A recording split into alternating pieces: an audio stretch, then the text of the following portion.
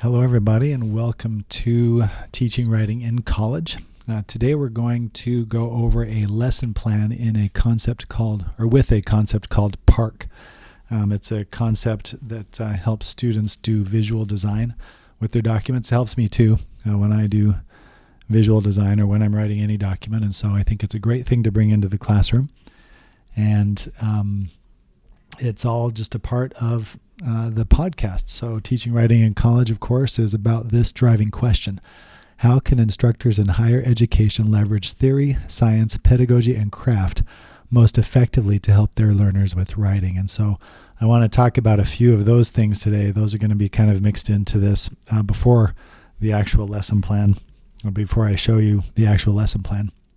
Another thing just to think about for this episode is I'm going to try to be as descriptive verbally as I possibly can, and I may falter just a little bit, but this is a highly visual episode, and so I encourage you, if you have a chance, to go and watch it on YouTube. I'm going to try to make it as listenable as possible, but I think watching it on YouTube also might be helpful. And so just a brief recap. In previous episodes, we've covered things like the Elon Statement on writing transfer, and this lesson plan is going to actually put that into action, especially enabling practice number 1 about conceptual knowledge. We've talked before about how that is a path to expertise for students, and so this lesson plan is going to sort of capitalize on that idea of conceptual knowledge so that students can benefit. And in this episode, the conceptual knowledge that we're going to be talking about is that all writing has structure, including visual structure. And I think that's really important. Sometimes that gets lost in the classroom because we turn in, or students turn in, or we require a lot of writing that is formatted in a standard academic format like an APA format or an MLA format or maybe some of the other ones. And it looks like essays. And so, that's pretty natural. That's the kind of thing that one would expect in a classroom. And so our brains kind of switch over to APA or MLA template mode, something that looks like a manuscript. But outside in the real world, writing is very visual. And so we want to try to, give students some experience with that too. I mean, you can look at any type of communication, and it's going to have visual elements, and a lot of times you can tell what kind of communication it is before you even read it, just by the way that it looks. So if you think about your phone and texting or something like that, if you look down at your phone, you know if you're looking at texts, and you know if you're looking at the news, you know if you're looking at your banking app, and it's because all of those have different visual structure. And the same thing happens in the real world. Pretty quickly, somebody knows, just visually, if they are looking at a report, or if they are looking at an academic essay, or if they are looking at, any number of other genres out there that you can imagine. And so students can really benefit from a framework for understanding visual structure. And the conceptual knowledge for that is called, at least for the purposes of this lesson, something I like to do with my students. The conceptual knowledge here is called PARC. That's PARC, proximity, alignment, repetition, and contrast. And so that's the conceptual knowledge, but other components of the Elon Statement are going to be happening too in this lesson plan. So there's going to be some practice involved. There's going to be some metacognition, and so we're going to get all 3 of those enabling practices that the Elon Statement advocates for to help students. And I think it's also worth, just before the actual presentation of the lesson plan, to reflect briefly on where writing teachers get their disciplinary expertise. Our expertise is supposed to be in writing, and something that comes back to me over and over again is from an edited a work of essays from Robert Connors, who's an important scholar in rhetoric and writing studies, and this edited collection from Andrea Lunsford and Lisa Eady. I'm sorry that I can't remember exactly which essay it's from, but this has stuck with me for quite a while. He says that writing teachers get their disciplinary expertise from textbooks, and that's the primary source of knowledge about rhetoric. And I apologize that I couldn't remember exactly which essay it's from, but I know it's in that collection. And I think just it's a really important statement. In my own experience, my knowledge about teaching comes from seminars at Utah State University and Arizona State University, where I got my master's and my PhD degrees. And they had an emphasis on teaching. I got a lot about classroom teaching there. I got a lot about teaching writing as well. In the ASU seminar, for example, we read the George Hillock's book from 1995 or 1996, Teaching Writing as Reflective Practice. And I've tried to build that into my teaching over time. I also had some seminars in rhetoric and argumentation in graduate school, which really helped. But, really that's a small part of my education as a teacher. The teaching seminars, each only lasted, altogether, that was 3 semesters, and I've been teaching now for over 20 years. So I've used a lot of textbooks along the way, and I've learned a lot from textbooks about how writing works. And then the seminars in rhetoric and argumentation, they gave me, kind of an overview of rhetoric and a lot of the philosophers and theorists, from Aristotle onward. But it took me a while, I think, just personally to kind of put those into practice. And so now I kind of am in this mode where I have an active pursuit of disciplinary knowledge. And so I will go to encyclopedias of rhetoric. I will track down concepts in scholarship about writing that I think could be helpful, because they are out there. And so I try to, find those, and I keep track of where they are, because they give me ideas about how I might bring conceptual knowledge into the classroom as well. So a lot of it for me, really, I would say, a lot of it has been from textbooks, and now I just actively do other things too. So sources for this lesson, this kind of plays into where the disciplinary knowledge comes from. PARC, proximity, alignment, repetition, and contrast, I first encountered when I first taught a professional writing course at Arizona State University. And the textbook that a lot of people were using was Mike Markell and Stuart Zelber's Technical Communication. And in that, they reference this idea of PARC, and it's really a useful, powerful tool to get people thinking about visual structure in writing and document design. And so I like to track it down. And one thing they do in there is they say where they got it from. They got it from Robin Williams. There's a book called The Non-Designer's Design Book. And so when I see things like that in textbooks, I love to go and track them down and add them to my library. And so the Robin Williams book there is one of those. And also there's some structure for students, just in terms of the lesson plan, just before we get started, just to kind of show you what's going on here. There is some structure for students that I've built into this lesson plan. I've got a practice and application activity that's supported by standard teaching strategies from the field of education. And so for me right now, that means there's an anticipatory set that prepares students by activating prior knowledge. Hopefully it's going to engage their interest as well. And then in this case, there's also some reflection. Students do a little bit of theory building about visual structure to develop their own expertise. They get to stop and think about what they're doing there and what they're learning, not just about, how to finish something in their assignment, but also, how does that work? How does visual structure work a little bit more generally? So those things are coming. Let's see, some additional background for this this activity. I've covered PARC with students at least a few times. Before I use this one, I've covered it a few times because there needs to be some repetition. If we just do it one time, they'll forget. But just like anybody would, if you're not encountering the same kinds of things every day, then the memory tends to fade. And so, I will have covered with them in various ways, sometimes within, maybe a full half-hour lesson plan. Sometimes it's just a quick review or a quick activity just to remind them, keep it on their radar.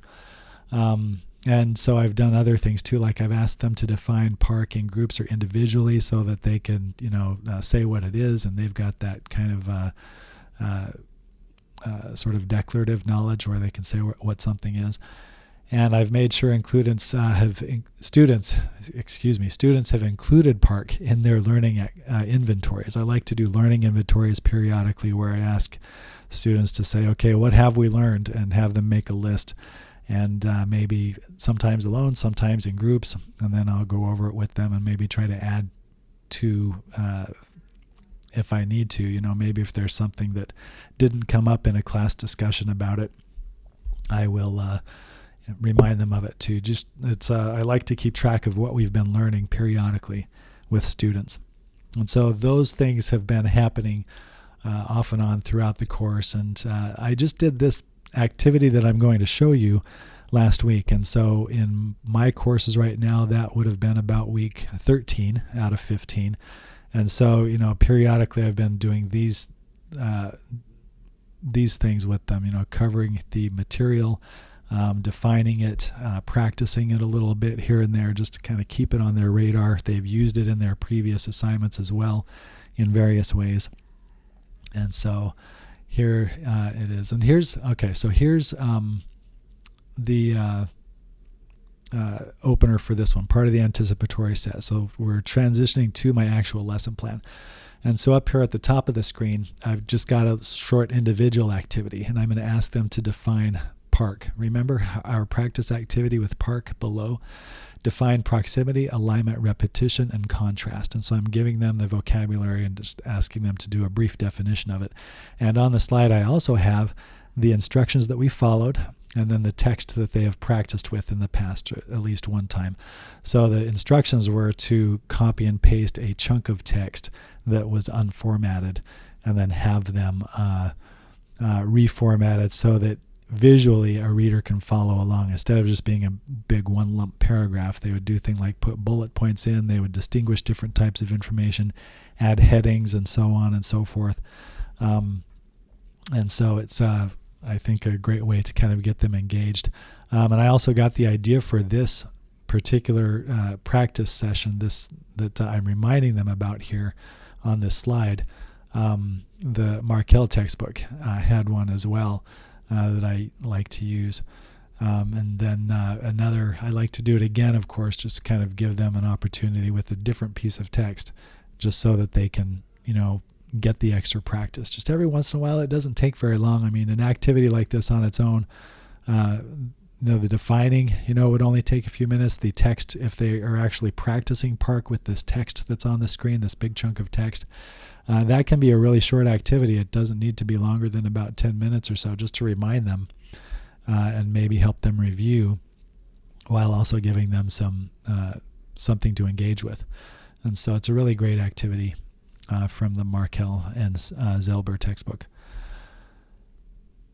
And then the second thing, after they define PARC, I asked them to retrieve the PARC Practice APA 7 document from, in this case, the white paper resources announcement. So in this particular class, we're working on a white paper, and I've got a screenshot of what I want them to retrieve, which on the screen here. And what I want them to retrieve is a document with the APA format in it. But what I did is I cut it up digitally, and then I scattered all of the parts, and I turned some of them upside down. And so I've got headings of various sizes in there. I've got a couple of different page numbers. I've got a 1 for page 1. It's not in the right spot because I moved it. Page 2, the page number for page 2 is also on page 1, and it's turned sideways. I've got a section heading that's turned at kind of an angle there. I've got to think for a minute how big of an angle that is. I'd say maybe a 45-degree angle. And then various things. There's another title heading that is upside down, and so on. So I'm asking them to go retrieve that, and I have a copy of it also that I will show you, so you can kind of see what I asked them to do. And so after they retrieve it, what I have them do is, where are we here? They open it up, and then from there, I ask them just to try to use proximity, alignment, repetition, and contrast to recreate a correct APA format. And one reason why I'm using the APA format here is simply because sorry, I'm doing two things at the same time. But I like to, show them that even, it doesn't have to be a fancy professional document. PARC is happening in all kinds of places where we might not realize it. And I think, an academic paper that is formatted like a manuscript is one of those, because all of the principles of PARC are in here, even though it's a rather plain format, or it looks rather plain, but it's got some sophistication to it. And so what I have them do is I just have them try to maneuver things. And so what I'm doing is I'm taking the page 2, the number 2, and I'm moving it onto the second page for those of you who are listening. And I'm going to put it where it is supposed to go, which is the top right corner. And then I'm going to rotate it because I had it turned almost on its side on a 90-degree angle. And then I'll resize it if I need to there just a little bit. And this is what I'm asking students to do. So I'll show them what I'm asking them, and then I will just give them an opportunity to try it out on their own. And I'm going to do the same thing with page 1. I'm going to put the number for page 1 up at the very top in the APA format, APA 7, page 1. The number 1 goes at the top of the title page on the right-hand side, right-hand corner. And so I resize that as well as I can here. And we've got some chunks of text that belong on page 2, so I'm going to drag those down. And I see students doing this as well. Those are going to need to be resized and changed a bit. Section heading, that's also going to have to go down there. And I just have them kind of play around. It's kind of a sandbox type document right there that they can manipulate a little bit and just get a feel for how PARC might work. And so here is a title on the title page, and it needs to be bold and it needs to be centered. And so I'll do that. I can't tell what this is. I'm going to need to expand it so that I can even see. There we go. I think that's a title again. Yep, that is. And so I'm going to put that also on that second page. And first page is fairly easy. I've just got 3 chunks of things. Maybe I can zoom in a little bit so you can see a little bit better what I'm doing here. But just trying to recreate it for them.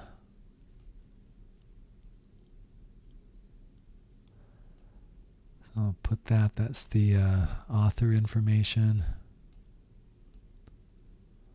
like so. And thanks to GCU for this template. I got this template from our library. It's one that we use with our students all the time, so they'll be familiar with it. And so just recreating it, something like that. And then and these are centered, of course, so all of PARC is happening. We've got proximity. Certain things need to be in certain places, in relation to each other. Certain kinds of information need to be grouped together.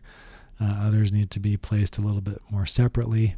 Alignment, in the case of our first page up there, that was, everything is centered except for the page number, and so on and so forth.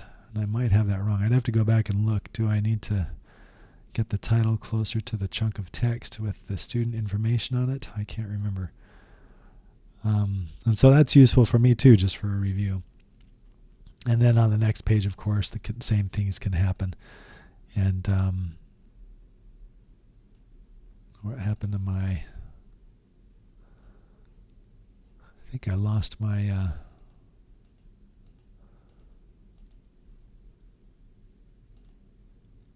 somewhere. I lost that second. Oh, I can copy this one actually, but anyway, you get the idea. So they get to play around with it a little bit and see how PARC works. And I'd give them, maybe 5 minutes or so just to try to recreate the page as well as they can. And then we would move on. And so to go back to the lesson then, just give them a few minutes. Hopefully they were engaged with that. I've noticed that they tend to like to work with it a little bit. And I've done that also before. You can do things like cut up magazine pages that you find and bring in, or whatever it is that you want, and have them recreate them. And then I'll ask them another question just to kind of get them ready, still part of the anticipatory set. What resources do you have at your disposal to create a good visual design for your white paper? So we're going to transition now and start working on their document. Give them some, we've spent a lot of time talking about content at this point, and now I'm asking them this question: how can we create a good visual design? What resources do you have? And so I'll give them a few minutes to talk about that in a group or maybe individually, maybe in terms of a brief reflection. And then on we go to some ideas that I have for them. And so I'm going to give them a few minutes to do this activity as well. And I'm just walking them through it, at least in this one, because they already have an assignment. They already know that it needs to be formatted visually in a way that is professional and nice looking. And one of their tools is just templates in their word processor. And so that's something that they can do. And so I'll have them go and choose a template.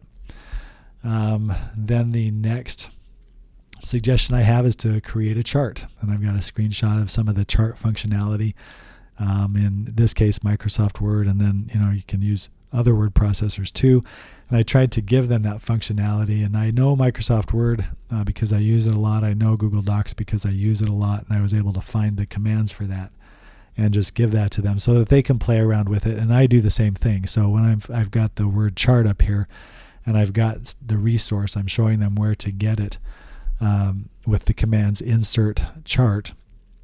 Then I also am doing that with them actively on my own screen so that they can see how it works, and I can show them how to go in and change values on the charts and how the charts adjust automatically when you change the values. Word and Google Docs both do that. And Apple Pages I unfortunately don't have. I don't have a Mac at home, and so that's not one that I can show them, but I'm sure it has similar functionality and they can use it. For infographics, that's another option, and in this case, I've just offered Canva as a suggestion if they would like to use that, and then there are some other possibilities out there too, and so I might give them a few minutes in this case to go out and look for an infographic creator or to use Canva, and I can also do that from mine and just show them some of the options that Canva or other software offers. And a text box. You can do text boxes, which I think works well sometimes in documents. You see this. And the word processors have a way to put text boxes in, and then you can manipulate them a little bit. And the idea is to grab the reader's attention. And of course, Microsoft Word has a suggestion here about what to do to use a great quote from the document or emphasize a key point, things like that. And I just kind of show them the functionality. And so what I would do in there is, I would take, a live document and I'd have a text box ready in it. And then I can show them, if you click on the functionality, you can go in and choose some options about how you want it to look and things like that. And then after that, I would just give them an opportunity to go in and apply one of those options to their own project, to their white paper in this case. And so this last slide says, open your current project and apply one of the following options: template, chart, infographic, or text box. And I was rewarded with that actually today. Today, let's see, it's been a week, I think, since I did this activity. And today we did some peer reviews. And so I saw students and they had each other's work up on their screens, and I saw some really great visual designs there. I saw people using charts or templates or infographics and text boxes and things, and they were looking really nice. And so that to me was a win in this particular case. I was seeing that right in their work, and it was easy to see, of course, because it was visual. And so after they have a little bit of time to work on that, it just kind of gets them started and gets them going. And then later on, they'll have the full, maybe they'll have them all in there and they'll have the full visual document. The last thing I would do in this particular lesson is ask them as a group, how does visual design help a reader understand writing? And just kind of give them that open question and ask them to have each person provide some ideas. And when I do group work, So I like to, have somebody be the recorder. I call them the hub. I like to think of it as a wheel, have them think of it as a wheel. And so the hub is the one that is taking notes for the group. And then I like to have the other people, the spokes, each provide some answers. And so on this slide, I've got group. How does visual design help a reader understand writing? And then for the folks in the group, I've got person 1, person 2, person 3, person 4, maybe person 5. I like to have groups between about 3 and 5 students if I can. Those seem to be the most manageable for them, where they can have the best communication, and just have everybody contribute an idea. How does visual design help a reader understand writing? And so at this point, they're thinking conceptually about visual design. They've got PARC. They just had a chance to practice it. So they got the concept, they had a chance to practice it, and now they're having a chance to reflect metacognitively about it, just to kind of think about their own understanding and to theorize how it might be helpful. And so that covers the 3 parts of the Elon Statement on writing transfer: the enabling practice, the conceptual knowledge, the practice, and the metacognition. And I almost said there, when I said enabling practice, what I meant was an enabling disposition, which also is on the statement. It's not one of their 3 enabling practices, but I think it's also a useful one that one can reflect on with students. And I misspoke there, and I plan to talk about that in a further episode as well. But I hope you've enjoyed this session with me. I hope that you can find this useful, and I hope that your students will benefit from it, because that's what it's all about. So thank you once again for listening and or viewing Teaching Writing in College.